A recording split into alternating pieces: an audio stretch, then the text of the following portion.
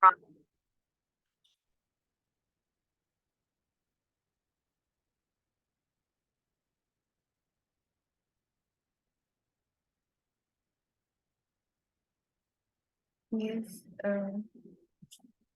hello everyone. Welcome to our sixth session of the face mask detection model. And in this case, we are going to look at the ADA, the explanatory data analysis. Amir Zahabidin is the presenter before you.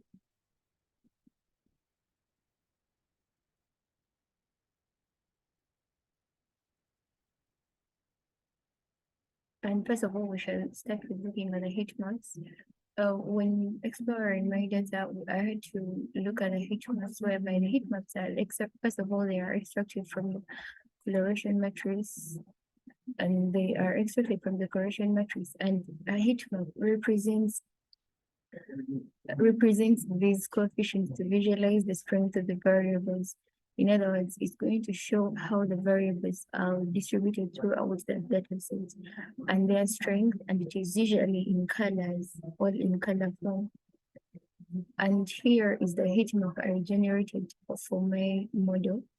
As you see, it was having the width, height, depth, x min, y max, x max, and the colors are different for the different data sets.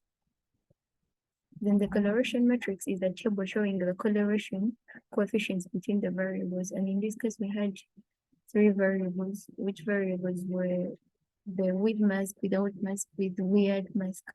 And this can be used in construction of a heat map. In other words, to generate a heat map, first of all, you must always have the coloration matrix. And the reason for construction of a coloration matrix is that it gives the coloration between the possible pairs of the values in the matrix format. And that is the coloration matrix I came up with. Then the box plot. A box plot is a standardized way of displaying the distribution of data based on 5 summary. I can tell you about the outliers and what the values are. That is the box plot. It can tell you about the outliers and what the values are. And box plots can also tell you if your data is symmetrical, how tightly the data is grouped, and if the data is skewed. These can come in scatter diagrams and even other diagrams, but they are more in scatter diagrams whereby if the data is centrally scattered, it will be in the center, and if the data that is distantly scattered from the central data will be the data that is having anomalies. In other words, the data that is irrelevant, that can even be left out, then still the model can work. And for my case, I had no box plot, and the reason was I had no anomalies in my data.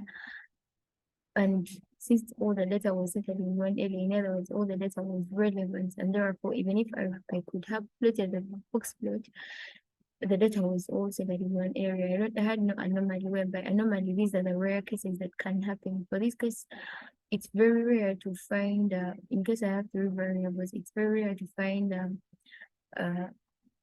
if we are comparing those 3 variables with mask, without mask, and with weird mask. The with mask are very common cases.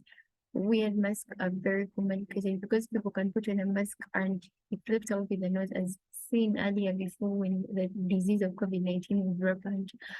And also without mask, that's a very common, like I am not putting on a mask. Yeah. Then the feature independency plots. These are the plots that show the data variable. The data variables used, the data variable with no anomalies. In other words, the data onto which the program is centered. In other words, if that data is not around, the program cannot run. And for my case, I came up with this because my data was centered on that, and this can bring it out, the counts, that the number of data that was estimated, or okay, it's in estimates, quarters, and all that.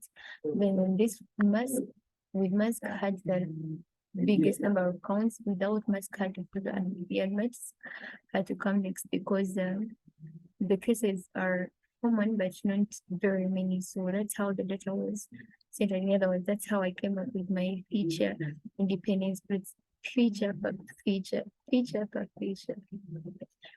The outlier plots and patterns of interest. Outlier plots are plots which show the points from the farthest regression line, and this is usually a rare case which is put on the data can be left out and the model can still function. In other words, like I said earlier before, these outlier plots are usually scatter diagrams, which scatter diagrams can show the data that is having anomalies, that is the distance data, and the data with no anomalies, that is the data onto which the model can run. All the model is all robust inside.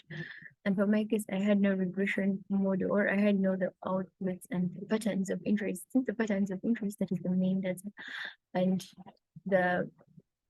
the patterns of interest, that's the main data, and the rare case of the anomaly was very, like, I didn't have any because all the data was relevant, and it would be very hard for me to find a rare case in my data. So I can't come up with the outlier plots. In the patterns of interest, this can still be evidenced from the outlier plots. And these are the areas where data is highly concentrated. In case of the scatter plots further. And for my case, I had no patterns of interest since the data was relevant, and also due to the failure to have the outliers to show the anomaly and the relevant data. Then if the trends of time and space, me looking at my environment was stochastic. And for the stochastic environment, it's very hard to find, it's very hard to determine the future trend. Yeah, the future trend and the previous trend can be determined because it has already occurred, but then it's very rare, or it's very hard to find the future trend. And that same applies to the space, because space, remember, this model can work in different environments. So it's very hard to say that it's going to work on this space and this space. And it's very hard to determine the environment because it's very hard to know the people in case of a mall who will come up in the mall per day. In case of the executive season, it's very hard to determine or to estimate to me. So my environment being stochastic, I didn't come up with the trends of the time and space. And yeah.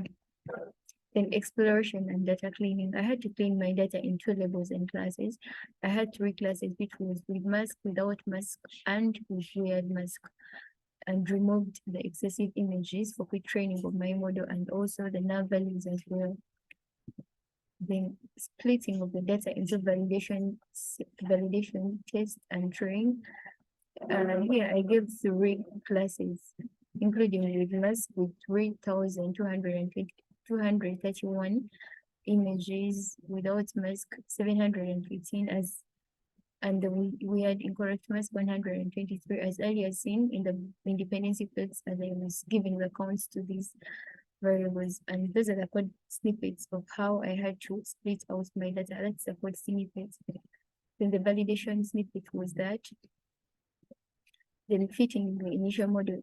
I regarded fitting as training of the model, and this involves 50 epochs, which epoch 50 epochs per iteration, and I used 3,254 images to train my model, and training was more compared to the rest. In other words, it had more data, as it's supposed to be all as it usually is, because it's supposed to learn from a variety of perspectives so that it can be easy for it to predict from the learned data in case it cannot fall out from any cases. Majority of the data has been given to the training data set. Then tuning of the hyperparameters. We refer to tuning of the hyperparameters. The process of searching for an ideal model architecture is referred to as hyperparameter tuning, and this consists of finding the optimal hyperparameter values for learning the algorithm. In other words, I had to come up with the hyperparameter values, and those are those whereby I had to first of all look at the validation data, which I assigned a variable validation generator and validation steps, and also the training steps. Those are the epochs whereby validation steps was given 9 and the training was given 50 epochs as earlier seen. And evaluation of the data set, validation of my data set, that's the sample of the data used to provide unbiased evaluation of the model and training data set while tuning. The hyperparameter data set is incorporated into model configuration. In this case, we use the validation set results and update the level of hyperparameters. I've earlier seen how I tuned the hyperparameters into my model. Those are the hyperparameters I tuned. In other words, like I used the validation set to tune the hyperparameters into the model, and I had to evaluate the accuracy after I've trained, and after training, I had to evaluate what came out of the validation set, and the validation loss was seen below. The validation accuracy, which was 0.958, which is not a bad one. Then the recall 0.9583, then the precaution were all the same.